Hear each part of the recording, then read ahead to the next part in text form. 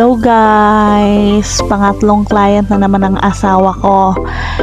Ito na naman nagpalagay na sa e-bike ng solar para makatipid daw sila sa kuryente. Kasi itong e-bike na to, pag malubat kasi to, dapat i-charge sa kuryente.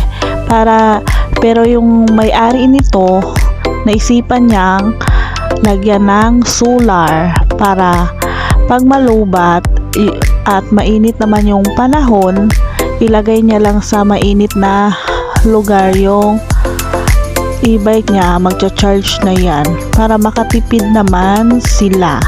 At okay na naman yung paglagay ng solar ng asawa ko, kaya tinest na lang namin yung e-bike. At ngayon pupunta kami sa aso ko, at doon kasi yung aso ko sa backhouse, at magbibigay kami ng pagkain. Na-amaze talaga ako, marunong pala yung asawa ko mag e-bike.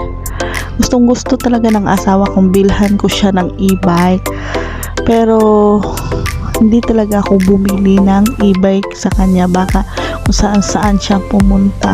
Pero ngayon mahal na kasi yung e-bike, kaya ito, itry lang namin ito. Di pa naman to kinukuha ng client. Sabi niya, itry lang muna namin, obserbahan kung okay talaga. Pero basta mainit ang panahon, kahit saan mo to dalhin, habang tumatakbo siya, nagcha-charge siya, makatipid ka pa sa gasolina. Yun lang for today's video. Sana na-inspire kayo sa video ko.